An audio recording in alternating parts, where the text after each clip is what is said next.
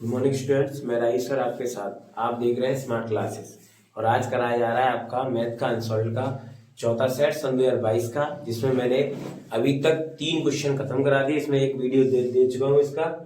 आज ये दूसरा वीडियो है जिसमें चौथे का क्वेश्चन नंबर का कराया जाएगा। ठीक है, चौथा और पांचवा क्वेश्चन आज हम कराएंगे आपको इसमें, तो बने रहिए हमारे साथ और देखते रहिए वीडियो को अंत तक। ठीक है, फुल सॉल्यूशन कराया जाएगा। ये क्वेश्चन नंबर जो 4 है वो आप ये देख लीजिए फटाफट से, स्क्रीन पर आ रहा होगा आपके, देखो। ठीक है, ये कह रहा है बिना लंबी विभाजन प्रक्रिया किए दिखाइए कि परिमेय संख्या 1331 बटे 1250 का 50 शांत दशमलव है। ठीक, तो ये 1351 बटे 1250।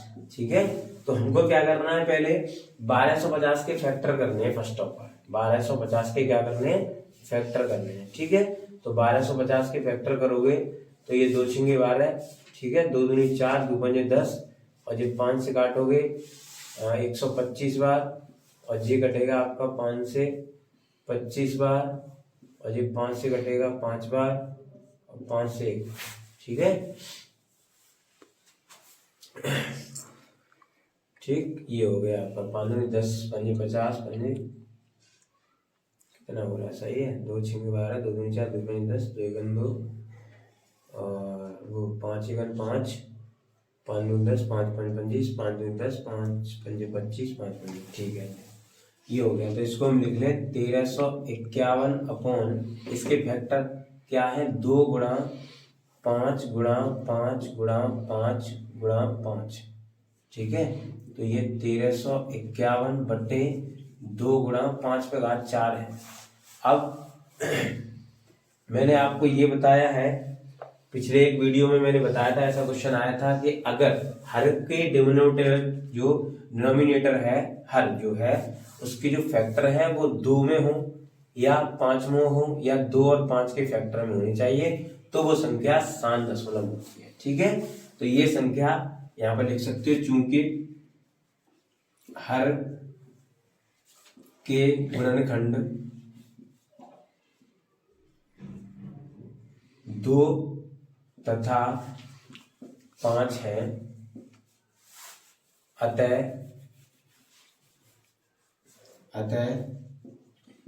संख्या शांत दशमलव है, शांत दशमलव है। लेकिन अगर इसको हल चाहिए, हल करना है, मान लो ये तो हो गया शांत दशमलव दिखाना, 2 और 5 के फैक्टर आ गए। हल करोगे तो कैसे करोगे आप, तो 1351। अब यहाँ देखो 5 के तो पूरे यहाँ पर घात लगी है, 5 पे 4, लेकिन 2 पे घात 1 ही है, तो हम क्या करेंगे, 2 का घात पर 3 गुणा ऊपर कर लेंगे और 2 पे घात 3 गुणा नीचे कर लेंगे। इससे ये घात हमको बराबर करनी है। ठीक है, तो 1351 गुणा ये 2 पे घात 3 और नीचे ये भी हो जाएगा 2 पे घात 4 गुणा 5 पे घात 4। ठीक है, ये आपका, ये मैं डाल दे रहा हूँ इधर, देख लो। यहाँ क्या करेंगे, इसका मल्टीप्लाई कर दीजिए, ये 8 लिखे हुए हैं, यानी 1351 गुणा 8 लिखे हैं, डिवाइड बाई ये हो जाएगा 5 दूनी 10। जब सेम घात है तो नीचे का गुणा हो जाएगा, घात उतनी रहेगी, यानी 5 दूनी 10 पे घात 4। 8 का गुणा करो, 8 एकन 8, 8 पंच 40 की 0, हासिल लगी 4, 8 के 24, 4 28 का 8, 2, 8 एकन 8 तो 10 बट्टे 10 पे घात 4। ठीक है, 4 0 तो 1 2 3 4 तो 1.0808। ठीक है, आंसर आ गया आपका। अगर इतना पूछता है कि शांत है अशांत है तो वहां तक क्वेश्चन सही है, और अगर आपको हल करना है, आंसर चाहिए, तो शांत दशमलव का आंसर निकलेगा, अशांत वाले का आंसर नहीं निकलेगा, क्योंकि अशांत वाले का हम आंसर कर ही नहीं पाएंगे, वो अशांति हो गया। फिर क्या हो, तो पॉइंट पॉइंट में आएगा तो भाग देना पड़ेगा, और शांत होगा उसमें भाग नहीं देना है, हमको डायरेक्ट आंसर आ जाता है। बस नीचे की जो वैल्यू उसको 10 बनाना है, 10 बना लीजिए आप, आंसर आ जाएगा। ठीक है, तो फटाफट से इसको लिख लो जल्दी से। अगला क्वेश्चन देखिए, खा वाला जो है, चौथे का खा, वो लिखा हुआ है हमारा। इसको गुणनखंड विधि से इसके 2 का समीकरण हल करना है ये। ठीक है, मूल निकालने हैं, तो 3x² माइनस के 2 √6x प्लस के 2 = 0।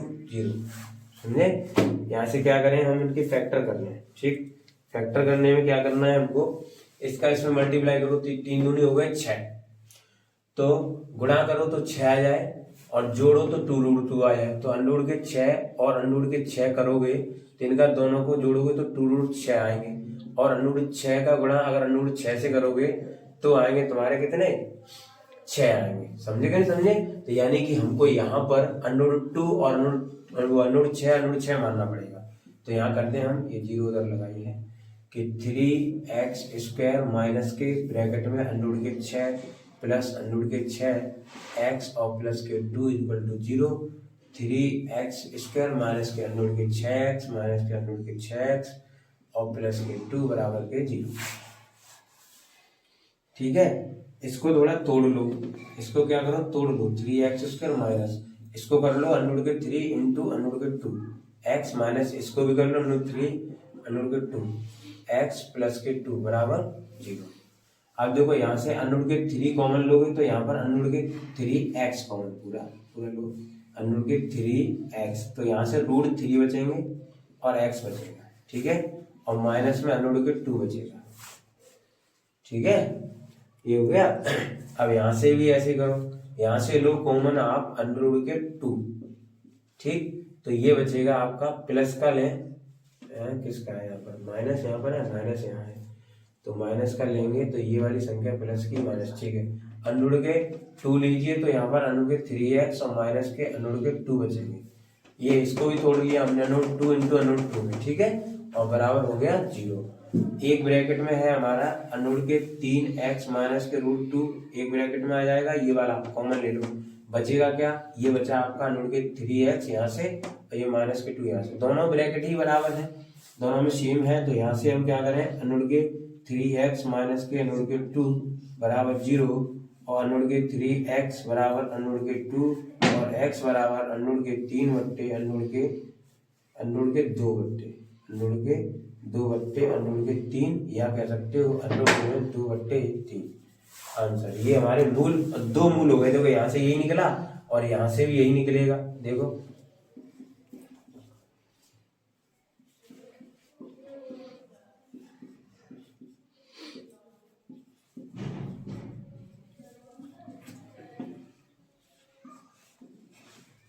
ठीक है, अतः यहाँ पर क्या लिख सकते हैं, अतः मूल बराबर अंडर के 2/3 अंडर के 2/3। ये हो गया, दैट इज आंसर। ये आपका आंसर है, दोनों के दोनों मूल हैं। और यहाँ से आप लिख सकते हो, फैक्टर करना आना चाहिए गुणनखंड विधि से। उसमें 2 सवाल आते हैं, एक आता है पूर्ण वर्ग विधि से और एक आता है गुणनखंड से। जैसा अच्छा लगे वैसा कर दो आप। ठीक है, लिख लो इसको। अगला गा देखिएगा, गा ये लिखा हुआ है आपका, यदि बिंदु a,0, 0,b और 1,1 सररेख है तो सिद्ध कीजिए 1/a + 1/b = 1। ठीक है, तो पहले हम बिंदु ले लें, यहाँ से बिंदु लिख लेते हैं। बिंदु जो दे रखे हैं उसने वो बिंदु क्या क्या दे रखे हैं, a,0 दे रखा है, और दे रखा है 0,b, 1,1। ठीक है, अब तुम्हें पता है कि सररेख के लिए क्या कर देते हैं, जो क्षेत्रफल होता है त्रिभुज का उसके बराबर हम कर देते हैं 0, यानी कि 1/2 ब्रैकेट में x1, यहाँ हो जाएगा आपका y2 - y3 प्लस के x2, y3 - के y1 plus x3, y1 - y2। ठीक है, ये और इसके बराबर हो जाएगा 0। ये 2 नीचे बट्टे में है, इसको उधर पहुंचा दो, ये तो 0 हो गया। इसमें वैल्यू रखना शुरू कर दो। x1 का मान कितना है, इसको x1 y1, x2 y2, x3 y3। x1 का मान है हमारा a, y2 का मान है b माइनस y3 है आपका 1। ठीक है, ये यहाँ से ठीक, और प्लस x2 दे रखा है 0, y3 1 minus y1 0 plus x3 1, y1 0 minus y2 b। ठीक है, 0 हो गया। अब यहाँ से इसका मल्टीप्लाई कर लो, ab माइनस a, ये पूरा का पूरा 0 हो जाएगा और इसमें गुणा करेंगे तो ये 0 माइनस b, ठीक है, बराबर हो गया 0 के। तो यहाँ से ए बी बचा और माइनस का ए बचा और माइनस का बी बचा बराबर 0। ये दोनों के दोनों इधर ले आओ, तो जैसे ही उधर ले जाओगे तो ए बी बराबर हो जाएगा ए प्लस बी। ठीक, यहाँ लिख दो दोनों पक्षों में ए बी से भाग देने पर, ए बी से भाग देने पर, तो ए बी बट्टे ए बी बराबर ए बट्टे ए बी प्लस बी बट्टे ए बी। ठीक है, ये हो गया। यहाँ से ए बी से ए बी कट करोगे तो ये बचेगा 1 बराबर ए से ए कट करोगे तो ये 1/b प्लस बी से बी कट करोगे तो 1/a। ठीक है, यहाँ लिख सकते हो आप ये 1/a प्लस 1/b बराबर 1। That is answer. ये हमारा आंसर है और यही इसने प्रूफ करवाया था। यहाँ आकर बच्चे उलझ जाते हैं, तो सवाल पीछे भी आया है आपका, यहाँ तक कर पाते हैं बच्चे, यहाँ तक वैल्यू रखी, यहाँ उलझ गए। अब क्या करें, कुछ नहीं करना है, इसको ट्रांसफर करो। जो डबल संख्या है, हमेशा ध्यान रखो, ऐसा सवाल आए तो डबल संख्या यहाँ एक्स वाई भी हो सकता था, उसी से दोनों बच्चों भाग दे दो, जो होगा कट जाएगा, बचेगा अपने आप आंसर आ जाएगा। ठीक है, देख लो बराबर से इसको। ये देखो घ सवाल है, इसका एक चित्र बना हुआ है और आप इस किताब में भी देख लो।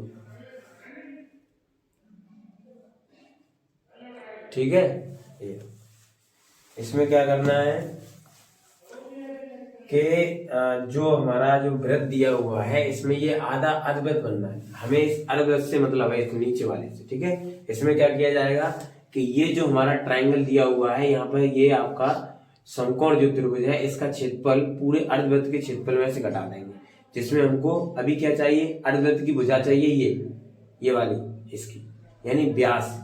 व्यास निकल आएगा तो हमको त्रिज्या मिल जाएगी, त्रिज्या मिल जाएगी तो अर्धवृत्त का क्षेत्रफल मिल जाएगा, अर्धवृत्त का क्षेत्रफल मिल जाएगा, उसमें से हमको ये बेस इंटू हाइट करके इस क्षेत्रफल को घटा देना है, आंसर आ जाएगा। ठीक है, तो सबसे पहले हमको इस भुजा में निकालना है, तो त्रिभुज PQR में, ठीक है, पाइथागोरस प्रमेय से लगा दो कि QR का वर्ग बराबर PR का वर्ग प्लस PQ का वर्ग।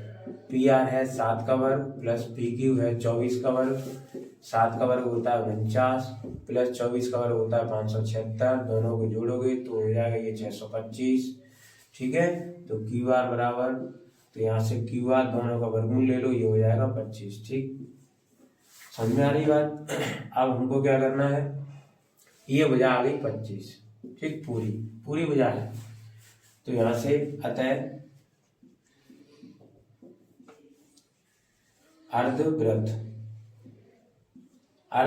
ये अर्धवृत्त पूरा इतना, यहाँ से पूरा यहाँ पर कोई यहाँ है पहले से P है, कोई दिक्कत नहीं। अर्धवृत्त यहाँ शुरू करो, RPQO, पूरा अर्धवृत्त RPQO का व्यास बराबर है 25 और इसी का त्रिज्या कितनी हो जाएगी, त्रिज्या बराबर हो जाएगी 25/2। ठीक, अब छायांकित भाग का क्षेत्रफल बराबर, छायांकित भाग का क्षेत्रफल बराबर हो जाएगा अर्धवृत्त का क्षेत्रफल माइनस त्रिभुज PQR का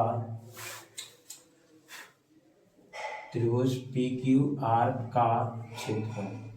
ठीक है, तो पूरे वृत्त का क्षेत्रफल होता है पाई आर स्क्वायर, तो अर्धवृत्त का कितना हो जाएगा 1/2 पाई आर कितनी निकली थी 25/2 का होल स्क्वायर माइनस त्रिभुज, इसका क्या होगा 1/2 इंटू बेस कितना है, बेस है इसका 7 गुणा हाइट कितनी है 24। ठीक है, ये हो गया। तो यहाँ से 1/2 गुणा पाई का मान इसमें दे तो नहीं रखा, इसने नहीं दिया तो 22/7 ही रखेंगे, गुणा ये हो जाएगा 625/4 माइनस इसको इससे काट दो, क्या कितने बार 12 और ये हो जाएगा 7 गुणा 12। ठीक है, इधर देख लो आप, इसको थोड़ा हल कर लो, अगर हो जाए तो ये 2 से काट दो आप इसको 11 बार। ठीक है, और ये 7 से 625 कटेंगे नहीं। ठीक, चलो कोई बात नहीं, आगे हल करते हैं। ऊपर बचा आपका 11 गुणा 625/7 और 4, 7 गुणा 4 माइनस 12 सत्ते होते हैं 84। ठीक है, इतना बचा। अब इसको कर लो भिन्न बना लो, इसकी 1 मान लो और यहाँ पर एलसीएम ले लो, ये हो जाएगा 28। तो ये तो ऐसा कैसा ही रहेगा 11 गुणा 625 माइनस ये हो जाएगा 84 गुणा 28। दोनों तरफ के मल्टीप्लाई कर लो ये। ठीक है, मल्टीप्लाई करोगे तो ये आपका 11 पंजे 55 की 5, 11 पंजे 55 की 5 हासिल 5, 11 दूनी 5 और 27 5, 11 दूनी 22 और 5 27 की 7 हासिल लगी 2, 27 की 7 हासिल 2 और 11 से 66, 66 और 2 हो जाएंगे आपके 68। ठीक है, 68 75 माइनस ये भी कर लो बड़ा, ये आप यहाँ ऐसे मैं यहाँ दिखा देता हूँ आपको, 8 4 और 2 8 का। ठीक है, इसका इसमें करो 8 चौक 32 2 हासिल 3 अट्ठे 64 और 4 दूनी 8, 64 और 8 8 4 12 72 और 3 75 की 5 हासिल 7 8 दूनी 16 और 16 7 होते हैं 23, 23 52 आ जाएगा आपका ये। ठीक है, ये आ गया आपका 23 52 और बट्टे 28। इसको लेस कर लो, 5 में से 2 घटाओ 3, 7 में से 5 घटाओ 2, 8 में से 3 घटाओ 5, 6 में से 2 घटाओ 4 बट्टे 28। ठीक है, इतना ही आंसर आ रहा होगा आपका। ठीक है, और अगर नहीं आ रहा है तो इसको हम और हल कर लेते हैं। इसको हल कर लो, भाग निकाल लो, यहाँ पर भाग दे लो 28 का। ठीक है, और आंसर आपका मिल जाएगा। भाग दो, आप कॉपी पर करते रहिए हल। ठीक है, ये आपका आंसर आ रहा है 161.537 कुछ आएगा। ठीक है, तो इसको क्या लिख सकते हो 161.5, ये अक्षर बड़ा है 4। ठीक है, ये अब ये क्या था, क्षेत्रफल था और सेंटीमीटर स्क्वायर में रहेगा। ठीक है, ये भाग दे देना, मैंने भाग दिया था तो ये आया, आप भी भाग दे लो। ठीक है,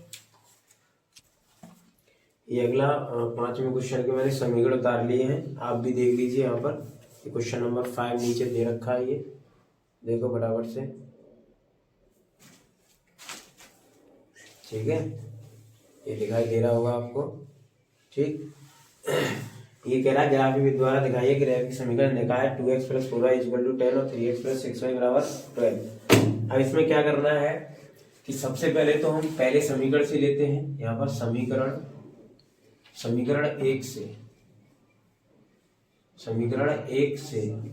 कितना, ये 2x + 4y = 10। यहाँ पर क्या करें हम कि x का मान पहले 0 लेते हैं, इसमें 0 रखोगे तो y का मान क्या निकलेगा, यहाँ लिख लो जब x = 0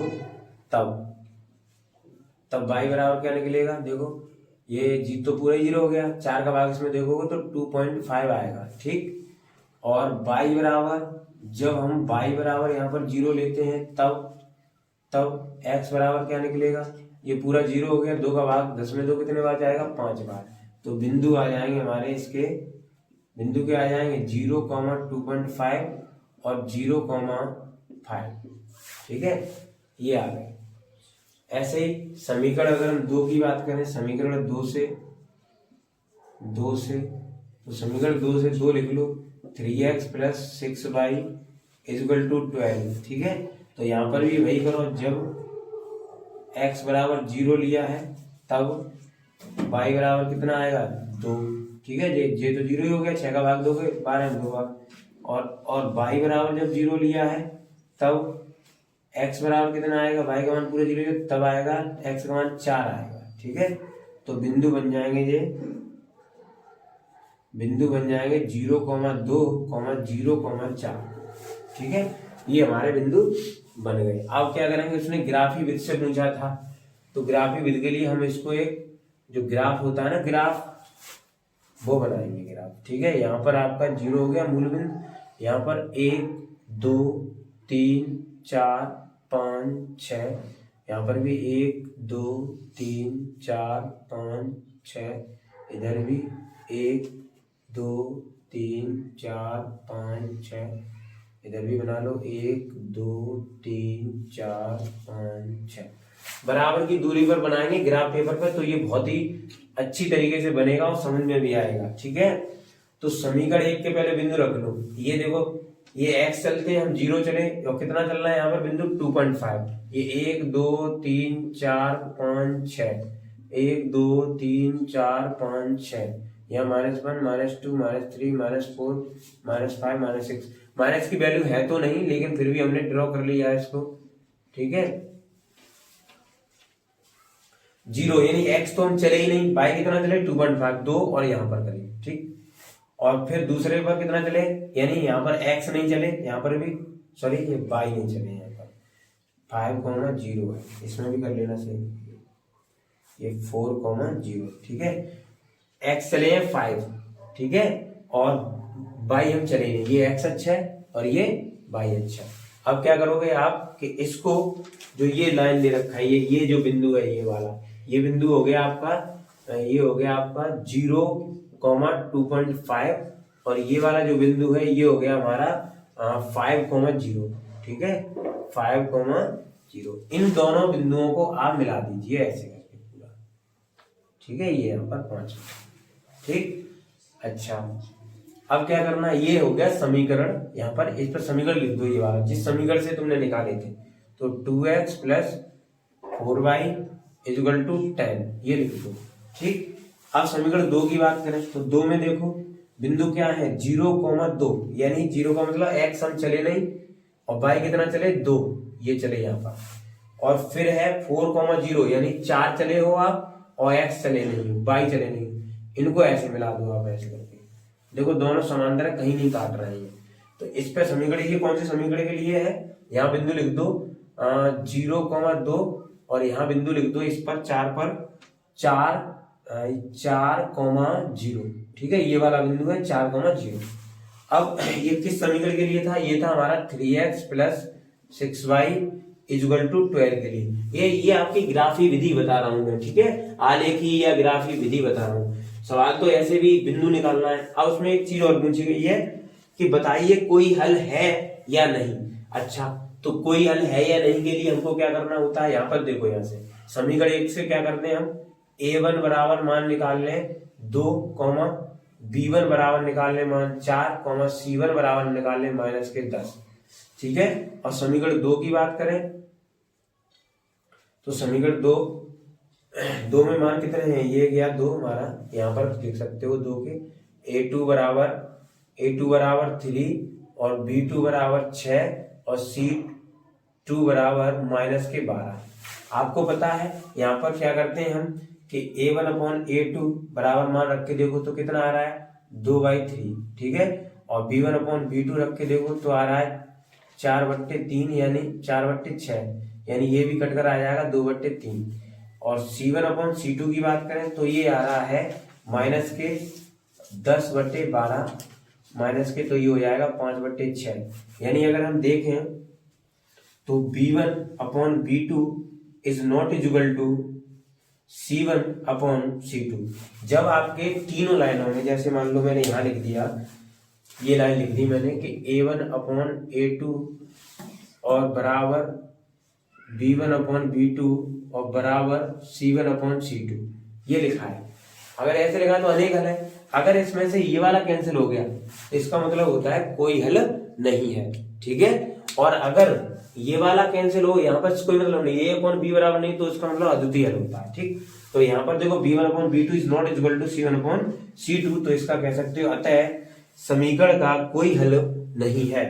अतः समीकरण का कोई हल नहीं है, यहाँ लिख दो, अतः समीकरण का कोई हल नहीं है। ठीक है, हो गया।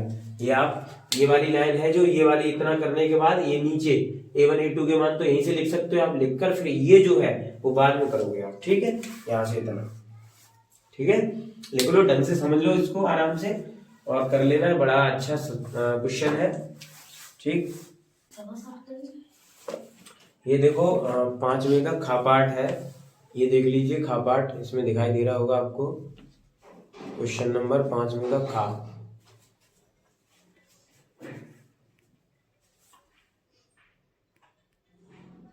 ठीक है, ये 5वें का खा पाठ।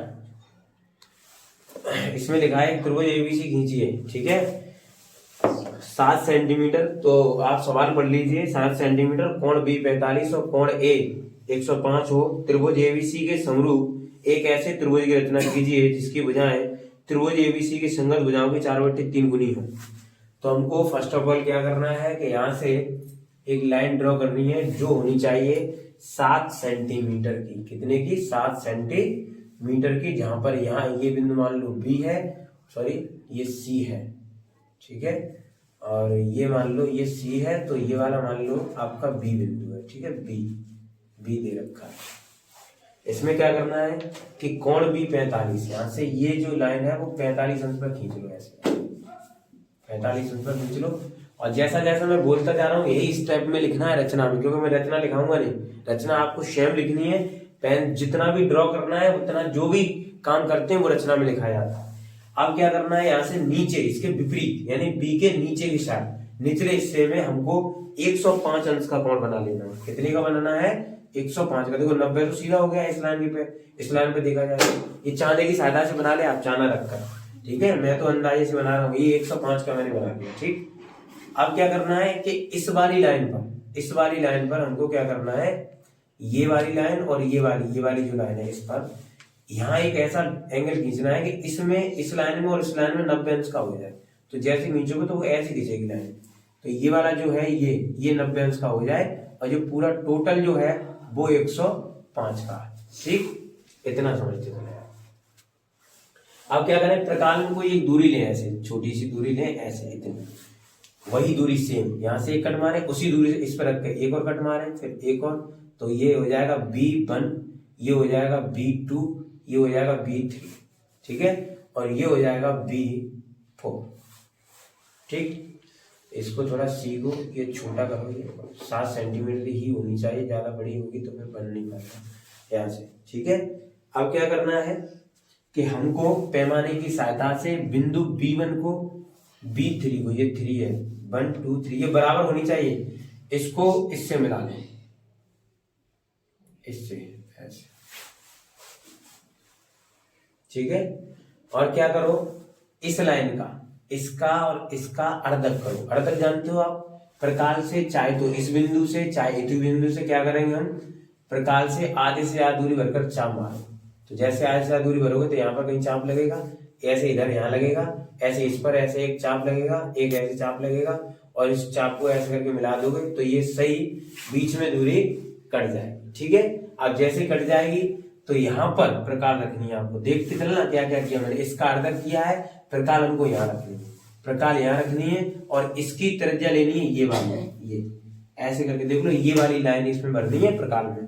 और ऐसे प्रकार से भरोगे जैसे ही आप दूरी, तो यहाँ से जैसे आगे भरोगे तो इसको ऐसे करके घुमानी है, ऐसे, तो जैसे घुमाओगे तो ऐसे करके जाएगी, ऐसे यहाँ मिल जाएगी, ठीक है। और जहां से मिल रही है ना, ये जहां से मिल रही है, देखो अब मेरे पास कोई मेजरमेंट नहीं है, मैं तो अंदाजे से बना रहा हूँ, आप अपने मेजरमेंट से बनाएं।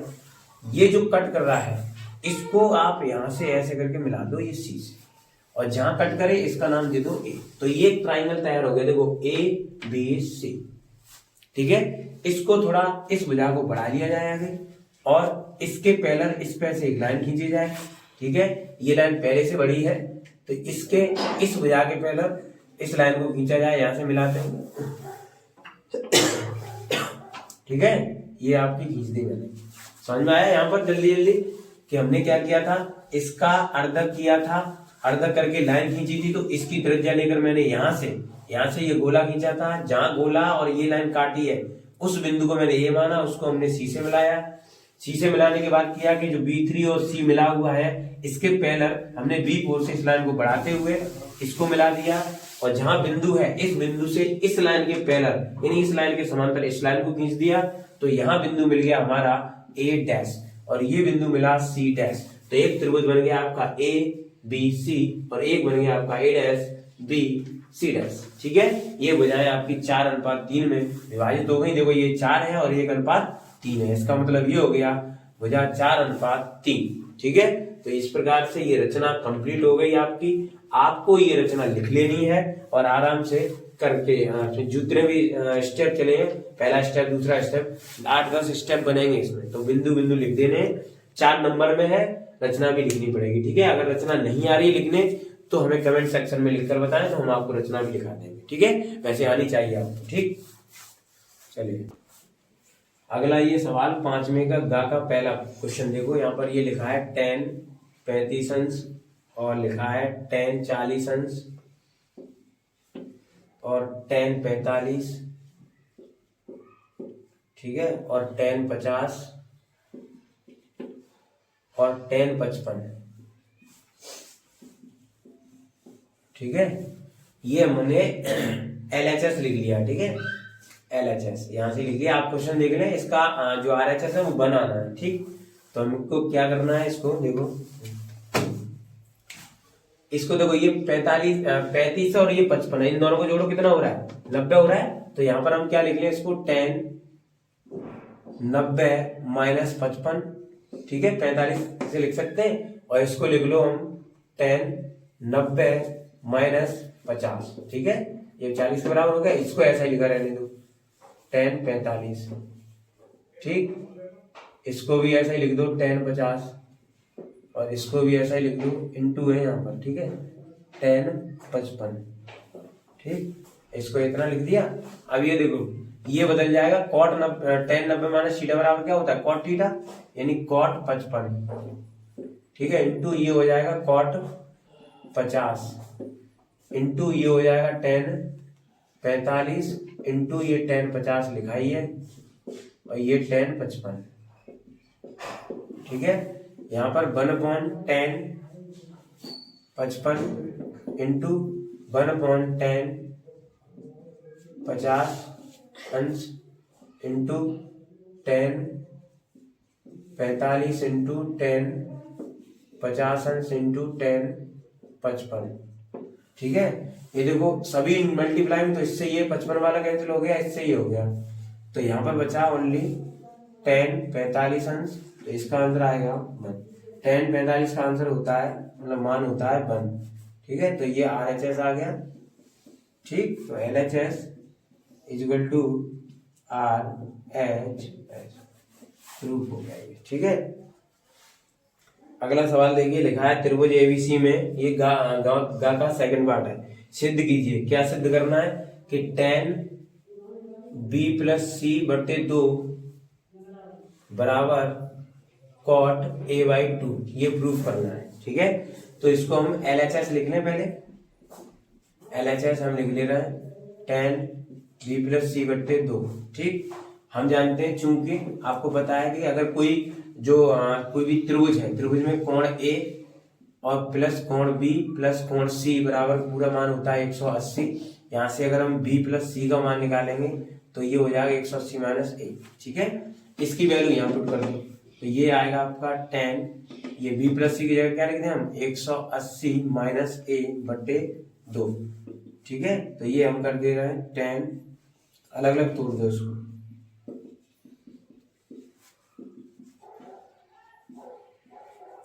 ये 90 - A/2। अब ये भी बता के रहे पीछे वाले में कि 10 90 - थीटा बराबर क्या होता है, cot थीटा, तो इसको लिख सकते हैं हम cot A/2, ठीक है। ये हो गई हमारी RHS, तो यहाँ लिख दो LHS इक्वल टू RHS, ठीक हो गया ये देखो 5वें का घा पार्ट है, ये घा है, ठीक है। इसमें मैंने इतना चित्र बना लिया है, आपको दिखाई दे रहा होगा। ये जो कह रहा है कि इसमें निकालना है, समांतर मात्र दे रखा है इसमें 25, ठीक है। विलुप्त मात्रता आपको F निकालनी है, F का मान निकालना है, ठीक है। तो इसमें क्या करना है, पहले XI निकालो, इनका अंतर जो है ये कितना आ जाएगा, यहाँ से जोड़ के आधा करो 5, ये कितना आएगा 15, और ये आएगा 25, और ये आएगा हमारा 35, और ये कितना आएगा 45, ठीक है, ठीक है। ये आ गया, इसको मैंने टोटल करके यहाँ लिख लिया है। FI XI यानी ये FI है और ये XI, इनका मल्टीप्लाई कर लो 30, तो ये हो जाएगा 15 + F, ये हो जाएगा 125 सॉरी 150 होगा, 150 और ये हो जाएगा 350 और ये, ठीक है, इतना हो गया। इसको जोड़ोगे तो ये आएगा आपका 755 प्लस एफ, संख्या अलग जोड़ ली मैंने, एफ इतना, ठीक है। 755 प्लस, ये देखो ये मल्टीप्लाई हुआ है, यहाँ पर ये मल्टीप्लाई का चिन्ह रहेगा, तो यहाँ पर ये रहेगा आपका 755 और प्लस के 15f, ठीक है। ये हो गया हमारा सिग्मा एफ आई एक्स आई का मान, सिग्मा एफ आई एक्स आई बराबर ये मान लो, ठीक। इसमें और जो माध्य दे रखा है हमारा, माध्य बराबर दे रखा है 25 और फॉर्मूला लगा दो यहाँ पर, माध्य बराबर, ठीक है, sigma F I x I upon sigma F I, ठीक है। तो इसमें वैल्यू रख दो, सिग्मा एफ आई एक्स आई कितना है, या 25 और ये 755 प्लस 15f बटे ये 27 प्लस f, इधर देख लो, ये इसका मल्टीप्लाई कर दो इसका इसमें, ठीक है। इसका इसमें करोगे तो ये हो जाएगा 675, इसका इसमें करोगे प्लस 25f बराबर ये 755 प्लस 15f प्लस 15f, ठीक है। इसमें घटा लो, ये 25f माइनस 15f बराबर 755 माइनस 675, ठीक है। ये बचेगा यहाँ से 10f बराबर, यहाँ 0 पन्ने में से 7 घटाओगे कितनी बचेंगी, 8, तो f बराबर 80 बट्टे 10, तो f बराबर आ जाएगा आपका 8, फ्रीक्वेंसी आ गई 8। तो विलुप्त तो हमको 8 ये पूछा था, f कितना है, ठीक है। इसको समझ लेना, यहाँ मैंने प्लस लगा दिया था, ये प्लस नहीं सॉरी 15 का गुणा करेंगे और ये 15f आपका अलग रहेगा, ये टोटल संख्या जोड़ोगे वो 755 हो जाएगी, ठीक है। तो ये आपका इस प्रकार से हो गया क्वेश्चन नंबर 5 वाला खत्म, ठीक है। तो आज के लिए इतना ही, ठीक है। मिलते हैं अगले वीडियो में, तब तक के लिए पढ़ते रहिए, बढ़ते रहिए और देखते रहिए स्मार्ट क्लासेस। जय हिंद, धन्यवाद।